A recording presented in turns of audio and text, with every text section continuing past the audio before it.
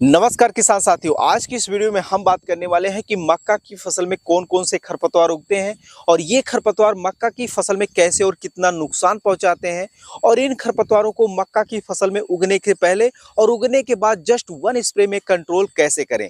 तो अगर आप भी मक्का की खेती किए हुए हैं या फिर करने के लिए सोच रहे हैं तो ये वीडियो आप लोगों के लिए बहुत ही ज़्यादा उपयोगी होने वाली है। तो वीडियो पूरा देखें और वीडियो को सेव करके रख लें ताकि आप लोगों को सही सटीक व व्यवहारिक जानकारी मिल सके। और हाँ, अगर आप लोग नंबर 1 खेतीबाड़ी यूट्यूब चैनल या फेसबुक पेज पर इस वीडियो को पहली बार देख रहे हैं तो इसी तरीके की और भी बेहतरीन वीडियो देखने के लिए चैनल को सब्सक्राइब और पेज को फॉलो जरूर करें। किसान में मक्का की फसल में मुख्यतः 3 प्रकार के खरपतवार उगते हैं: चौड़ी पत्ती, सरकरी पत्ती और मोथा खरपतवार, जिनको अगर सही समय पर यानी शुरुआती दिनों में ही नियंत्रण ना किया जाए तो यह मक्का की खेत की मिट्टी में मौजूद सभी प्रकार के पोषक तत्वों को मक्का के पौधों की जड़ों की अपेक्षा जल्दी और ज़्यादा मात्रा में अवशोषित कर लेती हैं, जिससे मक्का का पौधा में पीलापन की समस्या आती है और कहीं ना कहीं पौधा कमज़ोर रह जाता है, जिससे मक्का की फसल से निकलने वाला उत्पादन काफ़ी हद तक प्रभावित देखने को मिलता है। किसान भाई, अब बात करते हैं कि मक्का की फसल में खरपतवार उगने से पहले ही खरपतवार का नियंत्रण कैसे करें। तो देखिए किसान भाई, इसके लिए आप लोगों को मक्का की बुआई करने के जस्ट बाद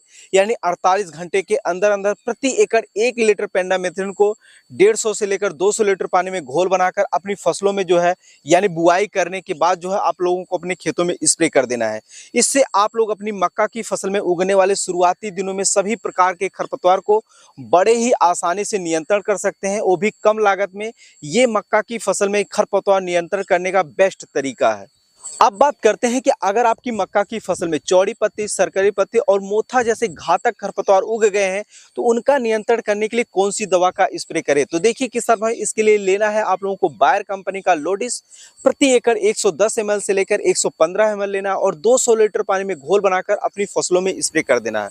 और मात्र एक स्प्रे में ही आप लोग अपनी मक्का की फसल में चौड़ी पत्ती, सरकरी पत्ती और मोथा जैसे घातक खरपतवार को आसानी से नियंत्रण कर सकते हैं, क्योंकि इसमें जो पाए जाने वाला केमिकल होता है वो टिम्बोट्रियोन जो है 34.4% एससी फार्मूलेशन में पाया जाता है। इस दवा का आप लोग अपनी फसलों में बेहतर रिजल्ट पाने के लिए जब आप लोगों की मक्का की फसल में खरपतवार 2 से 4 पत्ती का हो उस दौरान स्प्रे करें। और स्प्रे करने के दौरान आप लोगों को एक विशेष बात का ध्यान रखना है कि खेत की मिट्टी में पर्याप्त मात्रा में नमी होनी चाहिए। अब बात करते हैं कि अगर आपकी मक्का की फसल में सिर्फ चौड़ी पत्ती और सरकरी पत्ती वाले ही खरपतवार उगे हैं, उसमें मोथा खरपतवार नहीं उगा हुआ है, उस कंडीशन में हमें कौन सी दवा का स्प्रे करना चाहिए।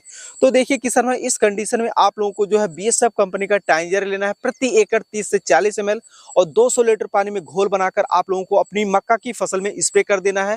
और इसका मात्र एक स्प्रे करने से ही चौड़ी पत्ती और सरकरी पत्ती को आप लोग अपनी मक्का की फसल से बहुत ही आसानी से नियंत्रण कर सकते हैं। अगर इसमें पाए जाने वाली केमिकल की बात करें तो इसमें टोपारामेजोन 33.6% एससी फार्मूलेशन में केमिकल पाया जाता है। अब बात करते हैं कि अगर आपकी मक्का की फसल में ज्यादातर मोथा खरपतवार ही उगे हुए हैं तो इस कंडीशन में हमें कौन सी दवा का स्प्रे करना चाहिए जिससे मोथा खरपतवार को आसानी से नियंत्रण किया जा सके।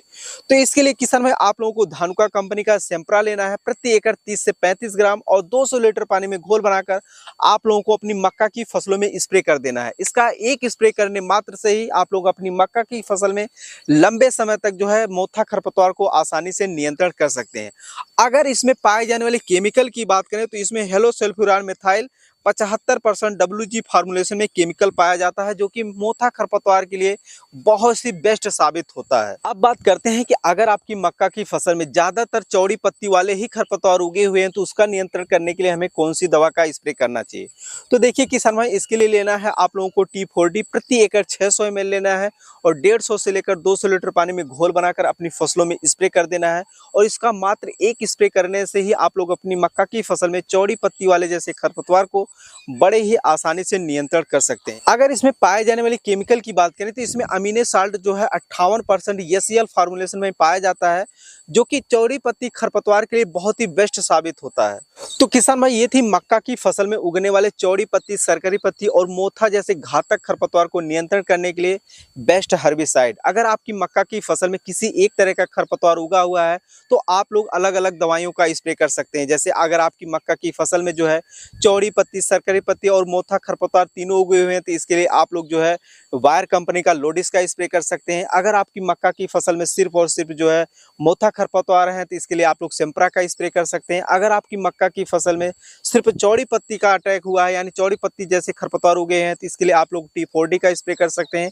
वहीं दूसरी तरफ अगर आप लोगों की मक्का की फसल में चौड़ी पत्ती और सरकरी पत्ती दोनों है, तो आप लोग BSF कंपनी का टाइंजर हर्बिसाइड का उपयोग कर सकते हैं। वैसे मैं आप लोगों को एक अपना व्यक्तिगत सुझाव देना चाहूंगा कि आप लोग जब भी मक्का की बुआई करें, तो मक्का की बुआई करने के जस्ट बाद ही पेंडामेथलिन का स्प्रे कर दें। इससे होगा क्या कि आप लोग अपनी मक्का की फसल में शुरुआती दिनों में उगने वाले तमाम प्रकार के खरपतवार को बड़े ही आसानी से, वो भी कम लागत में नियंत्रण कर सकते हैं।